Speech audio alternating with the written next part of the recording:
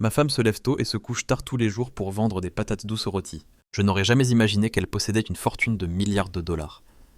Elle disait qu'une fois qu'elle gagnerait 40 000 dollars, elle me donnerait un enfant et ensuite reviendrait avec moi dans notre village pour accompagner mes parents. Chaque fois que je me souviens de ces mots, je souris comme un idiot et je me sens plus motivé à travailler. Aujourd'hui, je suis sorti du travail 3 heures plus tôt pour rentrer chez moi, et j'ai entendu une voix familière dans le garage. Je me suis discrètement caché sur le côté, et j'ai vu ma femme Isabella debout à côté d'un homme d'âge moyen. Elle portait une robe de gala noire, des lunettes de soleil, et elle avait l'air incroyablement attirante. Si je n'avais pas entendu sa voix auparavant, il aurait été difficile d'imaginer que cette femme était ma femme. Cette tenue m'a vraiment laissé surpris, car en 3 ans de vie commune, je ne l'avais jamais vue aussi radieuse qu'aujourd'hui. Que faisait-elle juste au moment où je me le demandais? J'ai entendu l'homme d'âge moyen Don Hector dire « Mademoiselle, elle m'a demandé de surveiller son mari. Cela fait 3 ans. Je peux maintenant vous donner une conclusion. » Mais surveiller, en entendant cela, je suis resté un peu surpris. Je ne suis qu'un employé de bureau ordinaire. À quoi servirait de me surveiller? Don Hector a dit lentement. Mademoiselle, votre mari, Ricardo, est honnête et économe. Une fois, il a parcouru 20 kilomètres à vélo jusqu'à l'entreprise juste pour économiser $1 sur le billet de bus. En entendant ces mots, j'ai moi-même failli m'émouvoir aux larmes. Suis-je vraiment aussi économe qu'il le dit? A-t-il eu une aventure? Demanda Isabella. En entendant ma femme poser cette question, je ne pouvais que sourire amèrement à l'intérieur. Je me lève tôt et me couche tard tous les jours pour gagner de l'argent. Je paye $950 de prêt hypothécaire par mois, et mon salaire n'est que de $1000. Et pourtant, elle demande si je lui ai été infidèle. C'est vraiment un peu absurde. Comme on pouvait s'y attendre juste après qu'Isabella ait dit cela, Don Hector a répondu. Mademoiselle, avec sa situation, il est très difficile qu'il puisse avoir une aventure. Isabella a éclaté de rire. Alors d'accord. Mon identité en tant que directrice exécutive de milliards de dollars ne peut pas encore lui être révélée. La période d'observation à son sujet n'est pas encore terminée. Qui sait si à l'avenir s'il est avec moi? Ce sera parce qu'il convoite mon argent, d'accord. Rends-moi mes vêtements. À ce moment-là, Isabella a pris un sac à main de Don Hector. Ce n'est qu'après qu'elle a fini de se changer que j'ai tout compris. Le fait qu'elle porte tous les jours des vêtements simples pour vendre des patates douces rôties était, en réalité, une façade. En d'autres termes, tout était un mensonge envers moi. Sa véritable identité était celle d'une jeune héritière riche, une directrice exécutive de milliards. Quand je l'ai vue finir de se changer et marcher vers moi, je me suis dépêché de me cacher sur le côté. Mademoiselle, il y a quelque chose d'autre que je ne sais pas si je dois dire, a dit Don Hector l'air mal à l'aise. Isabella s'est arrêtée. Que se passe-t-il? La personne est revenue à Ciudad Juarez. À cet instant, j'ai vu des larmes couler sur le visage délicat d'Isabella. Elle s'est retournée et a dit « Cela fait 3 ans. Il est enfin revenu. » Qui était-il? En voyant l'expression d'Isabella, je n'ai pas pu m'empêcher de l'imaginer. Qui était cet homme dont elle parlait? Son premier amour, son ex-mari. Veut-elle que nous annulions l'engagement matrimonial avec son mari actuel? Demanda Don Hector. Je pense que c'est maintenant le meilleur moment. Il ne sait toujours pas matrimonial avec ton mari actuel, demanda Don Hector. Je pense que c'est le meilleur moment. Il ne sait toujours pas sa véritable identité, donc elle n'essaiera pas de demander une partie de sa fortune. De plus, mademoiselle, rappelez-vous que vous avez dit que tant qu'il serait prêt à revenir dans le pays, vous l'accepteriez. Attendez un peu plus, répondit Isabella avec indifférence, bien qu'elle ne puisse pas cacher l'émotion en elle. Ce n'est pas que vous vous soyez marié avec votre mari actuel parce qu'il lui ressemblait beaucoup. Après avoir entendu toute sa conversation, j'ai finalement compris. Il s'avère que je n'étais que l'ombre de cet homme. Je pensais que je m'étais marié avec Isabella par amour, parce que nous nous aimions vraiment. Mais aujourd'hui, j'ai découvert que j'avais complètement tort. Elle s'est mariée avec moi simplement parce qu'il y a 3 ans, l'homme qu'elle aimait était parti à l'étranger. Elle m'a choisi pour combler le vide dans son cœur. J'ai souri avec amertume et secoué la tête. 3 ans, et je n'ai été qu'un substitut. Maintenant qu'il est revenu, ce substitut que je suis n'a plus de valeur. Amour et fort ensemble, tout n'était que mensonge. Je pensais qu'aussi longtemps que j'étais avec Isabella, même en étant pauvre, nous pourrions vivre heureux. Mais maintenant je comprends. Elle ne m'a jamais traité avec sincérité. Même si nous passions ensemble 3, 5 ou 10 ans, elle ne m'aurait jamais aimé. Pour elle, je n'étais pas plus qu'un remplaçant, quelqu'un indigne de son amour. À ses yeux, je ne pourrais jamais me comparer à cet homme. Elle avait toujours attendu celui qui était parti à l'étranger il y a 3 ans. Et aujourd'hui, elle sait enfin qu'il reviendra à Ciudad Juarez. L'amour de 3 ans que j'avais protégé avec tant d'efforts s'est complètement effondré à cet instant. Isabella, c'est vraiment incroyable. En sortant du complexe résidentiel, voyant les voitures et les gens circulant partout, je me suis senti complètement perdu. Je ne savais pas quel était le sens de mes efforts jusqu'à ce moment-là. J'économisais chaque centime jour après jour. Je calculais tout dans les moindres détails, et à la fin, je n'ai rien obtenu. Alors que j'étais abasourdi, mon téléphone a sonné. J'ai regardé l'écran. C'était Isabella. Chérie, viens manger. En entendant Isabella m'appeler chérie, j'ai laissé échapper un rire froid en moi. Avant, c'était un terme si chaleureux, et je souhaitais même la protéger pour le reste de ma vie. Mais maintenant, ces deux mots étaient devenus soudainement étranges. Pendant 3 ans, je lui avais donné tout mon amour le plus profond. Je me suis essuyé les larmes sans oser penser davantage. Pourtant, j'ai contenu la tempête dans mon cœur et j'ai répondu « D'accord chérie, je suis sur le point de sortir du travail. » Quand je suis rentré chez moi, j'ai revu cette scène chaleureuse et familière. Isabella préparait toujours des plats simples mais savoureux. Mais cette scène n'existerait plus à l'avenir. À ce moment-là, j'ai pris une décision. Clairement, la personne qu'elle aimait n'était pas moi. Pourquoi devrais-je m'accrocher à un amour qui n'avait pas d'avenir, Isabella? Cela fait longtemps que nous n'avons pas mangé quelque chose de bon. Que dirais-tu de sortir dîner quelque chose de spécial? Elle me regarda surprise. Chérie, que dis-tu, nous sommes pauvres. Avoir quelque chose à manger est déjà suffisant. Pourquoi un repas spécial avant? J'aurais vraiment réfléchi à ces mots, mais maintenant j'avais déjà pris ma décision. J'ai pris sa main et l'ai emmené dehors. Ricardo, que fais-tu? Rien, je veux juste manger avec toi. Avant tout ce qu'elle disait, je le suivais. Mais maintenant c'était différent. Je n'étais plus le même qu'avant, et elle n'était plus la même femme qu'auparavant. Je l'ai emmenée au restaurant le plus luxueux de Ciudad Juárez. À peine étions-nous assis, elle a dit « Ricardo, sais-tu combien ça coûte de manger ici? Cela équivaut à ton salaire d'1 mois. » J'ai ri froidement. Et alors si ça coûte 1 mois de salaire, ma chère directrice exécutive multimillionnaire, en entendant cela, Isabella ouvrit les yeux avec incrédulité. « Ricardo, que dis-tu? » « Que dis-je? Tu as encore le culot de le demander ?» Je lui ai crié avec colère. « Isabella, nous sommes mariés depuis 3 ans, et à la fin, tu m'as trahi. Il y a 3 ans, tu t'es mariée avec moi juste pour m'utiliser comme substitut. N'est-ce pas ?» Isabella me regarda du coin de l'œil indifférente. « Ricardo, je ne sais pas de quoi tu parles. Tu ne sais pas. » « Très bien. Je vais te montrer la preuve. » J'avais enregistré la conversation avec Don Hector en vidéo, et juste à côté d'eux se trouvait la voiture de luxe. Cette preuve est-elle suffisante? Elle ne pouvait plus le nier. Isabella me regarda froidement. « Finissons-en, Ricardo. Si tu sais déjà tout, alors rompons. Et que ce soit clair, tu ne recevras pas un centime de moi. » J'ai ri avec mépris. « Isabella, quand j'étais avec toi, je n'ai jamais pensé à ton argent. Je croyais que nous étions ensemble parce que nous nous aimions. Je ne m'attendais pas à ce que tout ne soit qu'un jeu avec lequel tu t'amusais quand tu t'ennuyais. Si c'est le cas, mieux vaut finir tout de suite. Ainsi tu pourras aller le chercher ouvertement. Je ne serai pas avec une femme qui ne m'aime pas. » Isabella éclata de rire. « Donc tu es jaloux de lui, mais tu n'as toujours pas le droit de me demander de rompre. » Avant qu'elle puisse finir de parler, je sortis le contrat de divorce que j'avais déjà préparé et le lui remis. Isabella sourit froidement. « Ricardo, es-tu vraiment prête à divorcer de moi? Sais-tu que les hommes qui me poursuivent pourraient faire le tour de la planète? Que penses-tu de ça? Je te donnerai 1000 $ par mois pour tes dépenses. Tu peux continuer à jouer à ce jeu avec moi. Je veux encore voir si Javier m'aime vraiment. » En entendant cela, je ne pouvais que rire tristement. Javier, c'est l'homme qui est revenu à Ciudad Juárez. Jusqu'à aujourd'hui, après 3 ans, tout mon amour ardent pour Isabella n'avait pas réussi à toucher son cœur. Ah Isabella, crois-tu vraiment que je vais vendre mon âme pour 1000 $ par mois? Tu te trompes. Tout le monde ne vit pas pour l'argent, du moins pas moi. Isabella signe. Sais-tu pourquoi j'ai choisi aujourd'hui le meilleur restaurant de Ciudad Juárez? Parce que je voulais tenir ma promesse. J'ai dit qu'à notre anniversaire de mariage, je t'inviterai à un véritable festin spécial. Maintenant, je l'ai fait. Signe. Après cela, nous ne nous reverrons plus. Peut-être que mes paroles l'ont secouée, car elle prit le stylo et hésita un moment. Juste au moment où elle allait signer, son téléphone sonna. Elle le regarda, et un sourire heureux apparut sur son visage. « Mon amour, je ne pensais pas que tu arriverais à Ciudad Juárez si vite. Chérie, où es-tu? Je vais venir te chercher en voiture. » C'était clairement la voix d'un homme. Pas besoin, mon amour. Je sors tout de suite. Envoie-moi juste la direction. Dieu la paix, ajouta-t-elle avec douceur. Isabella laissa le stylo sur la table, me regarda et dit « Ricardo, réfléchis bien à ce que je t'ai dit. Quand tu auras clarifié les choses, tu me demanderas pardon, et nous laisserons passer ce qui s'est passé aujourd'hui. Tant que tu ne romps pas avec moi, chaque mois je te donnerai 70 000 $ à dépenser. 70 000. Même en travaillant 5 ans, tu ne gagnerais pas ça. Tu ferais mieux d'y réfléchir sérieusement. » Après avoir dit cela, Isabella se mit son sac sur l'épaule et se retourna pour s'en aller. Une Rolls-Royce fantôme noire s'arrêta juste devant elle. C'était Don Hector qui était venu la chercher. Être riche est vraiment bien. Tu peux même te permettre un chauffeur privé. Après qu'Isabella soit partie, je réfléchis attentivement à ce qu'elle avait dit. Elle ne se trompait pas, tant que j'acceptais de m'excuser auprès d'elle et de ne pas mettre fin à la relation. Chaque mois, je recevrais 1000 $. Même si je ne travaillais pas, je ne pourrais pas dépenser autant en un mois. Elle voulait juste utiliser cette balle enrobée de sucre pour me vaincre, pour détruire mon raisonnement. Jamais. Ce vent maléfique peut renverser d'autres, mais pas moi. Elle veut que je m'excuse auprès d'elle pour protéger sa dignité. N'ai-je pas de dignité? Juste parce qu'elle est plus riche que moi. Parce qu'elle a plus d'argent.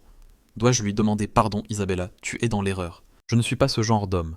Je suis quelqu'un de caractère, quelqu'un qui ne plie pas pour un morceau de riz. Tu ne veux pas rompre avec moi, Isabella. J'ai mes méthodes pour que ce soit toi qui veuilles mettre fin à tout.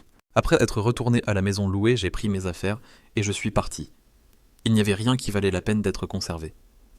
J'avais vécu là pendant 3 ans et pourtant, cela m'a coûté un peu de la laisser. J'ai cherché une pension à proximité et j'y suis resté temporairement.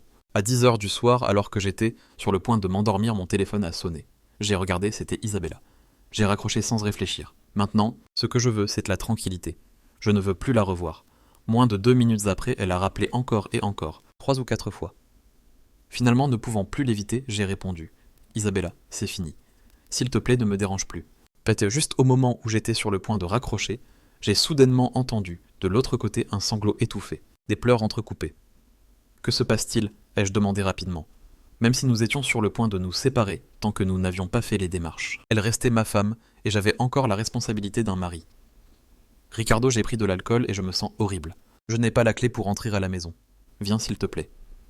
L'entendre m'a fait douter un instant. Si vraiment Isabella pouvait se racheter, je pense que je finirais par l'aimer sincèrement. Quand je suis arrivé en courant, Isabella s'était même plainte que j'avais mis du temps. Juste au moment où j'ai sorti la clé pour ouvrir la porte s'est ouverte de l'intérieur. Un homme est sorti de la maison. Qui était? Pourquoi était-il chez moi? Cet homme a éclaté de rire. Tu es le mari actuel d'Isabella. En plus d'être pauvre, tu n'as même pas l'air d'un homme. Je ne sais pas ce qu'Isabella a pu voir en toi. Ah, je me souviens. Selon elle, c'est parce que tu lui ressembles un peu. Si je te ressemblais, je serais déjà mort. Alors, pourquoi ne meurs-tu pas tout de suite? Face à une telle humiliation, j'étais sur le point d'exploser. Il a ri à nouveau. Isabella, ne te l'a-t-elle pas dit? Je suis son petit ami actuel. Je m'appelle Javier. C'était son ex-petit ami, celui qui était parti à l'étranger pendant 3 ans. J'étais sur le point de dire quelque chose de plus quand j'ai vu Isabella s'approcher. Isabella s'est avancée, l'a pris par l'épaule et a dit d'un ton gâté. Javia, tu ne voulais pas voir mon mari actuel, il suffit que je l'appelle et il arrive tout de suite. Je t'ai dit qu'il ne peut pas s'éloigner de moi, il ne peut tout simplement pas. Pas comme toi qui es parti 3 ans, sans te soucier de moi. J'avais vu Isabella avec ce style de directrice générale dominante. Mais à ce moment-là, devant Javier, elle semblait un petit oiseau blotti à ses côtés. Je ne pouvais que soupirer en silence. Il n'y a pas moyen de comparer, vraiment pas moyen. En les voyant se comporter de manière si indécente, je n'ai pas pu contenir ma colère. Isabella, que signifie tout cela? Tu m'as appelé juste pour que ton ex-petit ami me voie et puisse ensuite m'humilier. Tu as réussi. Vraiment, tu as réussi. Il n'a pas l'air mal du tout. Beau et riche. Tu ne voulais pas m'entendre dire ces mots.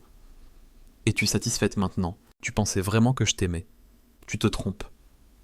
C'est juste qu'avant de nous séparer, je reste ton mari et je ne voulais pas te voir blessé avant que nous terminions. Au cas où tu ne pourrais même pas te rendre à l'état civil.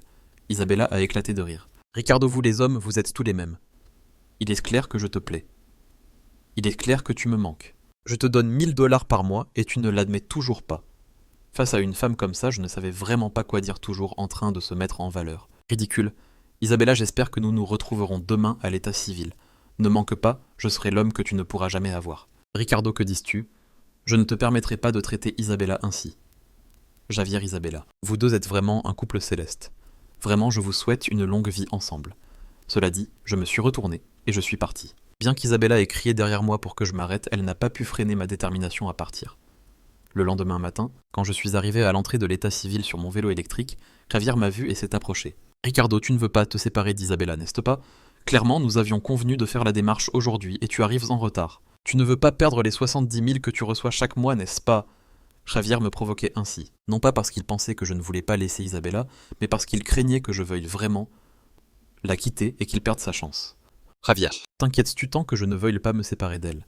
Si je ne termine pas avec elle, tu n'auras plus d'opportunité. N'est-ce pas, tu n'es qu'un remplaçant. Tu t'intéresses seulement à une femme dont je me suis déjà lassé pendant 3 ans. Si je ne l'humiliais pas, il continuerait à dépasser les limites. Ricardo, toi? Javier n'avait pas fini de parler quand j'ai vu Isabella. Elle est descendue de la voiture. Ricardo, tu ne vas vraiment pas réfléchir à nouveau. Si tu t'excuses avec moi et que nous ne divorçons pas, ce qui s'est passé hier sera oublié. Isabella, il semble que ce soit toi qui ne veux pas me laisser. Non, c'est moi.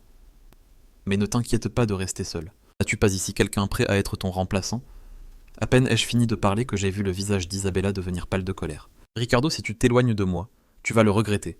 Regretter. La seule chose dont je me suis déjà repenti, c'est d'avoir passé 3 ans avec toi. Cela dit, Isabella et moi sommes entrés ensemble dans l'état civil. 1 heure plus tard, je suis sorti de l'immeuble. Javier m'a vu et a dit en souriant « Ricardo, sais-tu quel sera le plus grand regret de ta vie ?» Je me suis retourné et l'ai regardé. « Javier, si tu as quelque chose à dire, dis-le vite. Je n'ai pas de temps pour tes bêtises. » Javier a éclaté de rire. Te divorcer d'Isabella sera la plus grande erreur de ta vie. En voyant son expression victorieuse, j'ai laissé échapper un rire froid. Javier, tu célèbres trop tôt. Je suis venu divorcer d'Isabella, mais elle ne voulait pas divorcer de moi. Il semble qu'elle veuille me remplacer, mais elle ne te donnera pas l'opportunité. À peine ai-je dit cela que j'ai vu le visage de Javier changer complètement. Que dis-tu, Ricardo? Tu ne t'es pas divorcé d'Isabella? Bien sûr. Tu t'intéresses à son argent. Se marier avec toi a été la plus grande erreur que Isabella ait commise dans sa vie. À ce moment-là, Isabella est sortie de l'immeuble. En la voyant, Javier a immédiatement forcé un sourire et s'est approché. Isabella, selon Ricardo, ils ont divorcé. Pourquoi n'as-tu pas peur que ce gamin convoite ton argent? Avec un visage calme, Isabella le regarda et dit « C'est moi qui n'ai pas accepté de divorcer. » En entendant cela, le visage de Javier devint désagréable. « Pourquoi fais-tu cela? Est-ce que ce pauvre... » T'importe encore, Isabella secoua la tête. « Je ne sais pas. Juste au moment où j'étais sur le point de signer, je me sentais particulièrement confuse. J'ai lâché un rire. Isabella, cette fois, tu t'es sauvée. Mais il y aura une prochaine fois. Et si ça ne fonctionne pas non plus, je déposerai une demande de divorce. Après le divorce, je partirai les mains vides. Je ne prendrai pas un centime, et après je ne serai plus un homme que tu pourras toucher quand tu voudras. Cela dit, je me suis retourné et je suis parti.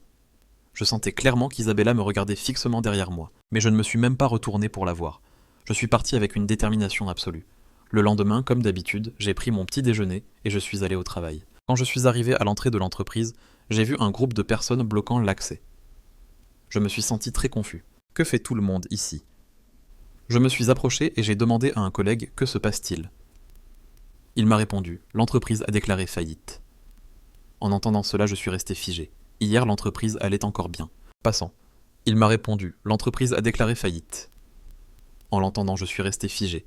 Hier, l'entreprise allait encore bien. Comment pouvait-elle faire faillite du jour au lendemain? Le patron est-il mort? Même s'il était mort, son héritier hériterait de l'entreprise. Est-ce qu'il est aussi mort? C'était impossible. J'ai demandé à plusieurs collègues, mais personne ne savait pourquoi. La porte de l'entreprise était fermée à clé. À l'entrée, il y avait un avis de faillite signé par le propriétaire lui-même. Apparemment, la faillite était réelle, mais la manière soudaine dont tout s'est produit m'a fait penser qu'il y avait, sans aucun doute, quelque chose de louche derrière cela que je ne connaissais pas. En voyant mes collègues partir un à un, je suis resté seul, complètement seul. Je ne pouvais pas accepter que l'entreprise disparaisse si facilement, car j'avais encore un prêt hypothécaire de 950 $ par mois. Si je restais sans emploi, la maison pour laquelle je payais depuis 3 ans serait confisquée par la banque. Je me suis assis devant l'entreprise pendant 2 heures, sans pouvoir comprendre ce qui s'était passé. Quand j'ai finalement décidé de partir, une Rolls-Royce Phantom noire s'est arrêtée devant moi.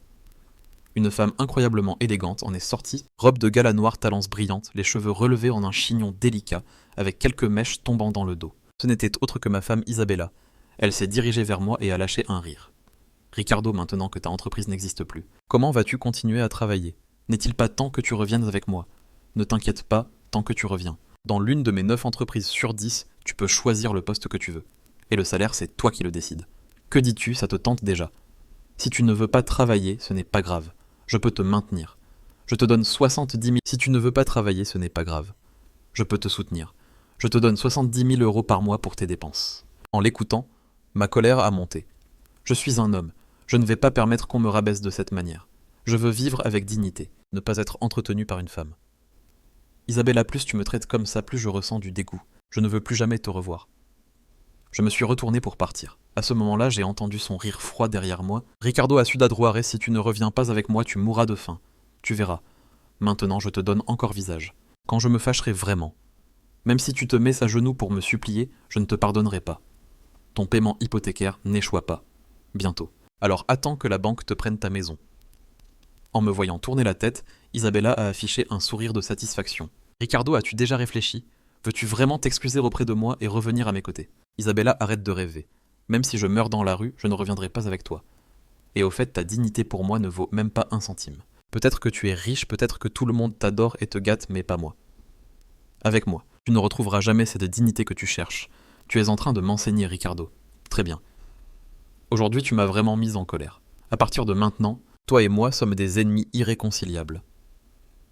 Elle se retourna pour monter dans la voiture, mais, soudain, elle s'arrêta. Elle tourna la tête et dit Ricardo, j'ai oublié de te dire quelque chose. Sais-tu pourquoi tu es au chômage? Parce que j'ai acheté ta entreprise, et ensuite j'ai déclaré sa faillite. Au début, je voulais l'acheter pour que tu sois le patron, pour que tu vois mon véritable pouvoir. Mais à cause de ta fierté ridicule, tu as réussi à m'irriter. Ricardo, nous verrons. Le jour viendra où tu t'agenouilleras pour me supplier, et alors tu abandonneras cette fierté dont tu te vantes tant. En voyant la silhouette d'Isabella s'éloigner peu à peu, je réalisais qu'elle était vraiment devenue folle. Cette nuit-là, j'ai fait un CV, et je l'ai envoyé à toutes les pages de recrutement. Je ne m'attendais pas à recevoir une notification d'entretien le lendemain matin. Cela faisait de nombreuses années que je n'avais pas cherché de travail. Donc quand j'ai vu l'annonce d'entretien, je n'ai pas pu m'empêcher de m'exciter. Je ne pouvais pas y croire. L'entreprise précédente avait été ruinée par Isabella me laissant au chômage. Est-ce que cette fois-ci elle pourrait aussi me faire perdre mon emploi? Après avoir terminé l'entretien et sorti par la porte de l'entreprise, j'ai respiré profondément. Cette fois, si rien d'imprévu ne se produisait, le poste de directeur de recherche et développement serait sûrement à moi. Cette entreprise était du même type que la précédente, toutes deux consacrées à la recherche de robots intelligents. La raison pour laquelle le développement des robots dans le pays était lent, c'était que le problème du code source original n'avait pas encore été résolu, et j'étais précisément celui qui enquêtait sur ce code. De plus, le propriétaire de l'entreprise attachait beaucoup d'importance à mon niveau de recherche. Il m'a dit que le jour où je commencerais à travailler, il me soutiendrait au maximum. Il voulait même investir 715 millions de dollars dans un fonds de recherche et développement pour construire la plus grande base de production de robots du pays. Quand j'ai entendu cela, j'ai été profondément ému. Cela correspondait exactement à mon rêve. J'avais aussi eu un rêve comme ça. Juste au moment où je pensais que mes rêves étaient sur le point de se réaliser et que je sortais du bâtiment, j'ai vu une Rolls-Royce fantôme noire s'arrêter devant moi. C'était Isabella, elle était revenue encore une fois. Isabella est sortie de la voiture, m'a regardé avec une expression de moquerie et est entrée directement dans l'entreprise. En la voyant entrer, j'ai su que même si j'avais déjà terminé l'entretien, l'entreprise ne m'embaucherait pas. En rentrant chez moi, j'avais encore l'illusion que l'entreprise m'appellerait. 2 jours passèrent sans aucune nouvelle. Je ne pouvais pas l'accepter. Ensuite, je suis allé me renseigner et j'ai su qu'Isabella avait acheté l'entreprise. J'ai pris le téléphone, réprimant l'indignation dans mon cœur, et j'ai appelé Isabella, car le loyer de ma maison était échu, et si je ne trouvais pas de travail, je risquais de voir la banque saisir le logement. Isabella a répondu immédiatement. Avant que je puisse parler, elle a dit « Ricardo, tu t'es enfin rendu à moi. Si tu te mets à genoux et que tu me suppliques, je te donnerai à manger. Arrête de rêver. Je ne te supplierai jamais, Isabella. Encore et encore tu me mets au pied du mur. Que veux-tu vraiment? Tu as déjà des milliards. Pourquoi t'acharner à me compliquer la vie? Qu'est-ce que tu gagnes avec ça? Lui ai-je demandé. Isabella a répondu « Je ne gagne rien. Ça m'amuse, simplement. J'aime te faire pression. Je veux que tu comprennes que sans moi tu n'es rien. Ricardo, tu es enfin en colère. Ça me rend heureuse. Mais tu ne t'es pas encore agenouillé pour me supplier. Je pense que ce jour-là n'est pas loin. Es-tu folle? Lui ai-je dit. Isabella a répondu « Oui, je suis folle. Et que peux-tu y faire ?» À ce moment-là, je ne savais pas pourquoi Isabella se comportait ainsi. Je ne l'ai compris que bien plus tard. Isabella, qui avait toujours alors. Je ne savais pas pourquoi Isabella se comportait ainsi. Je ne l'ai compris que bien plus tard. Isabella, qui toujours profondément aimait Javier, a de nouveau été trompée par lui. Il l'a escroqué de 5 millions de dollars et a disparu. Il s'avère que la raison pour laquelle Javier est revenu à Ciudad Juárez était que sa petite amie américaine avait échoué dans ses affaires et devait 5 millions. Javier savait que son ex-petite amie à Ciudad Juárez l'aimait encore. Donc en revenant, il a utilisé des mots doux pour regagner la confiance d'Isabella. Après avoir obtenu les 5 millions, il a disparu. Quand Isabella s'est rendu compte de l'escroquerie, Javier était déjà aux États-Unis. Toute sa colère s'est déversée sur moi. À juste titre, je n'avais pas vu Javier à ses côtés dernièrement. Quelque chose s'était passé entre eux. Après le départ de Javier, l'amour d'Isabella s'est transformé en haine, et son tempérament est devenu explosif. Elle s'irritait pour n'importe quoi. Après avoir été trompée 2 fois, son cœur était profondément blessé. Le psychologue lui a dit que pour trouver du réconfort, elle devait le compenser d'une autre manière. Ainsi je suis devenu son sac de frappe. Chaque fois qu'elle me humiliait, elle éprouvait un peu de plaisir, un sentiment d'accomplissement. Peu à peu, cela est devenu une addiction. Je ne croyais pas qu'Isabella puisse me bloquer dans toute Ciudad Juárez. Allais-je mourir de faim? Le lendemain, je me suis levé avec un moral renouvelé, prêt à recommencer. Cette fois, je ne cherchais pas un emploi, mais des partenaires, car la nuit précédente, on m'avait accordé le brevet d'application et d'invention de mon code source original. Si je trouvais un partenaire, en moins d'1 an, je pourrais transformer ma théorie en réalité.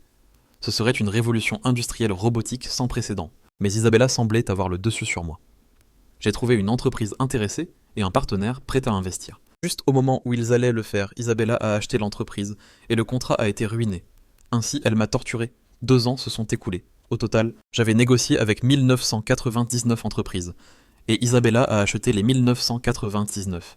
Elle était vraiment devenue complètement folle. Pendant 2 ans, elle n'a cessé de me poursuivre et de détruire mes opportunités, en achetant autant d'entreprises et en les déclarant en faillite. Elle est passée de directrice exécutive multimillionnaire à grande débiteur. La Rolls-Royce n'existait plus et elle ne pouvait même pas se payer un chauffeur.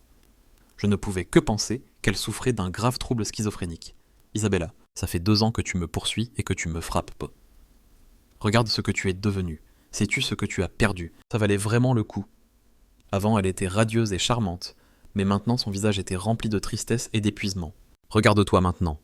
Tu n'as probablement même pas d'argent pour un repas. Tu es pire qu'avant, Isabella. Tu es dans l'erreur. Complètement dans l'erreur. Cela dit, j'ai éclaté de rire.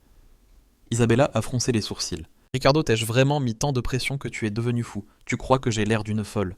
Tu crois vraiment que je suis la pauvre que tu as toujours vue? Isabella a ouvert les yeux avec surprise. Ricardo, que veux-tu dire par là? Il semble que si je ne dis pas la vérité, tu ne te souviendras jamais de ce qui s'est réellement passé. Tu as fait semblant d'être pauvre devant moi pendant 3 ans. Et moi, qu'est-ce que j'en sais? Tu crois que je ne faisais pas semblant aussi. Seulement ma patience est bien plus grande que tu ne l'imagines. Tu n'as fait semblant que pendant 3 ans. Moi j'en fais depuis plus de 20. Tu crois vraiment que j'ai découvert ta conversation dans le sous-sol? J'ai plus de 20 ans. Tu crois vraiment que j'ai découvert ta conversation dans le sous-sol et que je viens juste alors j'ai su que tu étais une riche héritière? Tu te trompes. Depuis le jour où tu m'as épousée, je savais déjà que tu étais l'héritière du gros...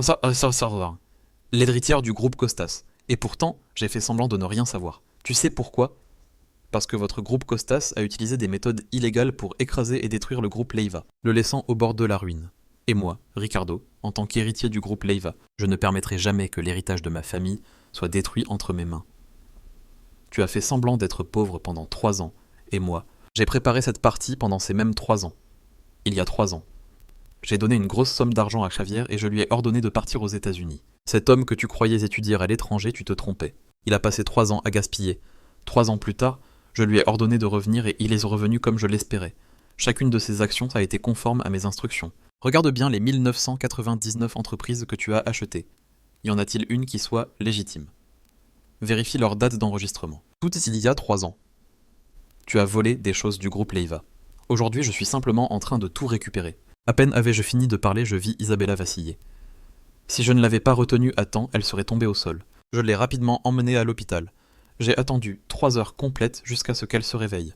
En me voyant, elle a pris ma main en tremblant. Ricardo, s'il te plaît, ne m'abandonne pas. Maintenant, je n'ai rien. Je n'ai que toi. S'il te plaît, ne me laisse pas.